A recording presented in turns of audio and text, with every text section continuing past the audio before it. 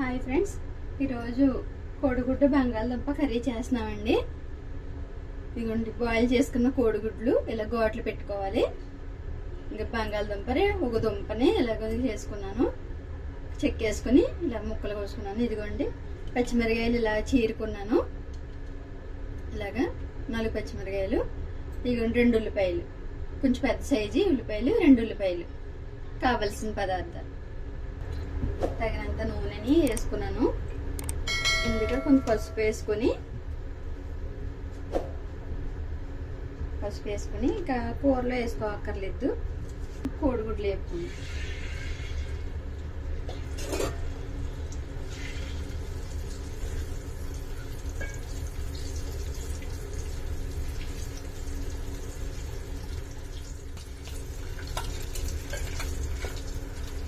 గుడ్లు వేపుకున్నాం కదండి, ఇలా పక్కకి తీసేద్దాం.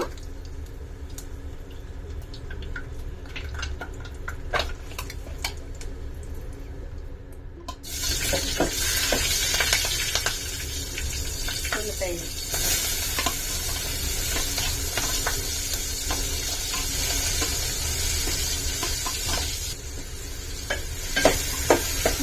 వేస్తాం.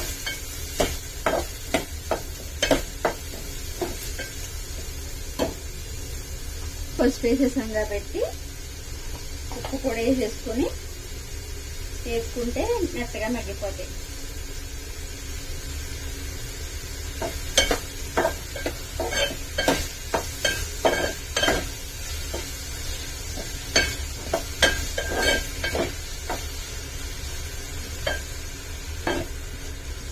పసుపు ముందుగానే వేసాం కదా, ఉప్పు కూడా వేసేసాము, మెత్తగా మగ్గుతాయి. సరే, మూత పెట్టేసుకుందాం. 5 నిమిషాల తర్వాత తీసి చూసుకుందాం.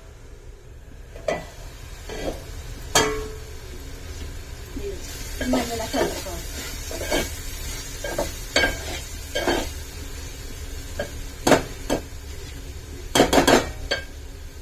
మళ్ళీ మూత పెట్టేస్తాం. చూసుకున్నాను ఒకసారి. ఇలా ఏగింది. సాల్ట్, ఉప్పు వేసేయడం వల్ల ఇవి కొంచెం ఇలా మెత్తగా మగ్గుతాయి. ఉప్పు కొద్ది వేసేసుకుని వేసుకుంటే. ఇప్పుడు బంగాళదుంప ముక్కలు వేసాను.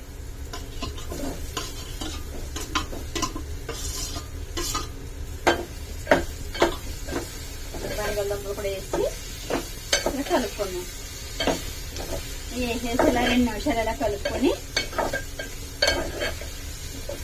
గుడ్లు కూడా వేసేసుకోవడమే. గుడ్లు కూడా వేస్తాను.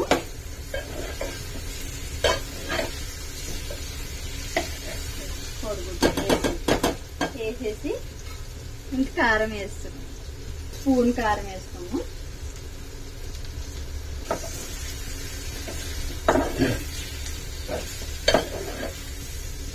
కలుపుకొని ఇలా కలుపుకొని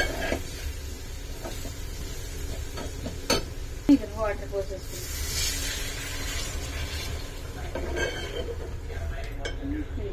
కలుపుకొని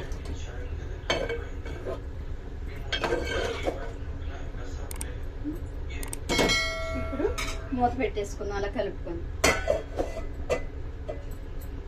ఒక 10 నిమిషాలు ఆగి చూద్దాం. ఒకసారి మూత తీసి చూద్దాం.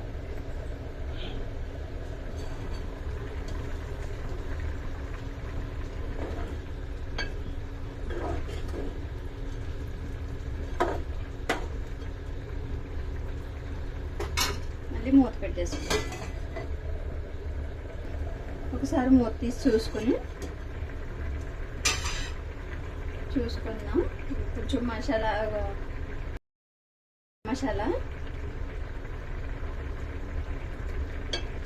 చికెన్ మసాలా వేసుకుందాం.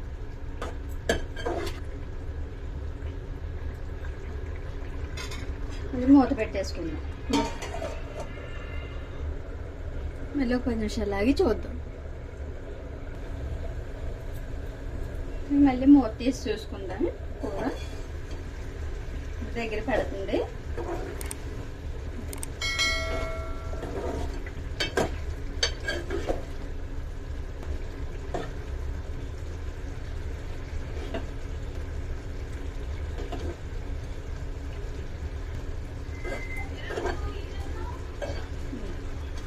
దగ్గర పడింది. ఇంకా గ్యాస్ కట్టేసి కూర కర్రీ అయిపోయిందండి. కోడిగుడ్లు బంగాళదుంప కర్రీ రెడీ అయిపోయింది. మూత పెట్టేసుకుంటాం.